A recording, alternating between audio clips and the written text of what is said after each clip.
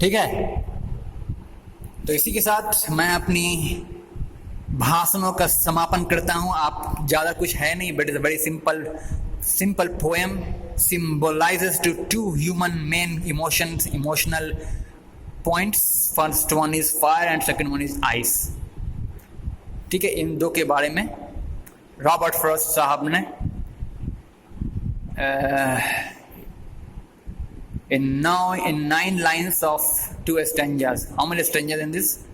It's 2 stanza and now 9 lines हैं total, 2 2 4 2 6 2 8, हाँ 9 लाइनों की इस 2 स्टेंजा वाले छोटे से पोएम में कवि रॉबर्ट फ्रॉस्ट साहब ह्यूमन इमोशंस के 2 पहलुओं का जिक्र किया है और उसे फायर और आइस से सिंबलाइज किया है, जिसे संसार के विनाश समापन का एक कारण भी बताएं।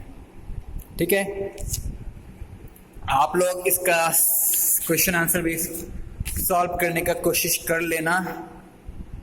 2 और 3 थिंकिंग अबाउट अ पोएम, नडिंग, ज़्यादा कुछ है नहीं इसमें ज़्यादा कुछ है नहीं। इसका खाली समरी लिखने के लिए आ सकता है एग्जाम में, समरी से पूछ सकता है, ज़्यादा कुछ है नहीं।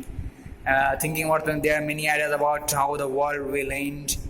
बहुत सारी आइडियाज़ हैं, जैसे कि मैंने आपको अपनी कुछ आइडियाज़, कुछ विचार मैंने अभी आपके सामने रखे हैं। आप भी कुछ अपने से इलैबोरेट अपने माइंड को थोड़ा कंसंट्रेट इस सवाल की ओर कर सकते हैं कि और क्या क्या प्रकार हो सकती हैं संसार के खात्मे के पीछे। Do you think the world will and someday? क्या तुम सोचते हो कि किसी दिन संसार का समापन हो जाएगा? Have you ever thought what would happen if the sun got so hot? हाँ, if the sun got so hot that it burst. हाँ, अगर फट जाएगा तो भाई चारों ओर ठंडी फैल जाएंगी और ग्रू कोल्डर एंड कोल्डर। क्या होगा? क्या आप सोचते हो? इस पर अपनी बातों को थोड़ा लिख सकते हो, अपनी लैंग्वेज में लिख सकते हो। यही सब सवाल आएंगी। चलिए थोड़ा राइम्स के बारे में बात करते हैं। यहाँ पर हम लोग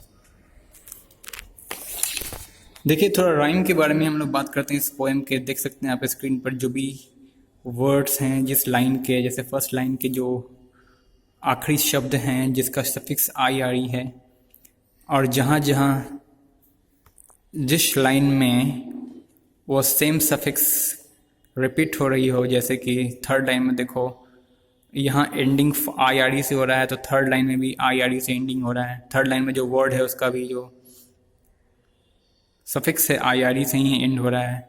तो जहाँ जिन लाइनों में IRE से IRE सफिक्स के तौर पर मौजूद है, उनको हम लोग एक संज्ञा देंगे ए और ए।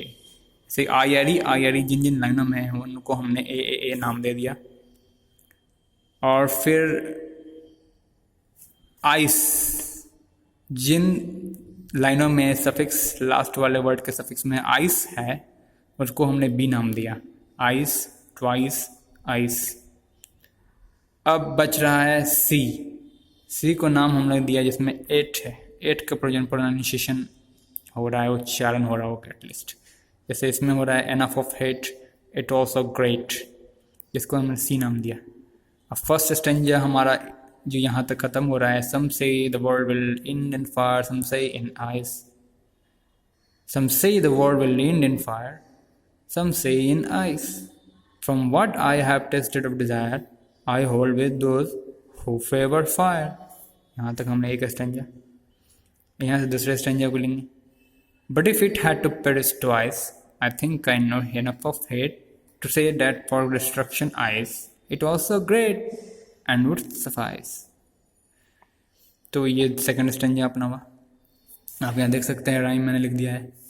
फर्स्ट स्टेंजा का rhyme A B A, second stanza का rhyme B C B.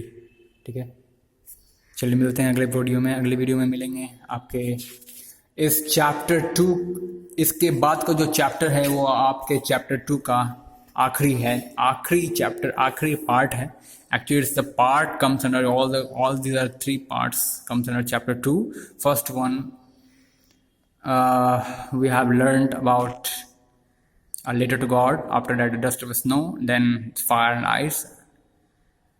Okay. और इसी के साथ chapter 1 का समापन होता है। फायर एंड आइस के ख़त्म होने से चैप्टर 1 क्लियर होता है आपका। और चैप्टर 2 है Nelson Mandela long walk to freedom. ये चैप्टर 2 का स्टार्टिंग है, बिगिनिंग है। उम्मीद है आप लोग फेयर करते होंगे, कुछ ना कुछ इंग्लिश लिटरेचर में कुछ ना कुछ फेयर कॉपी आप लोग बना रहे होंगे।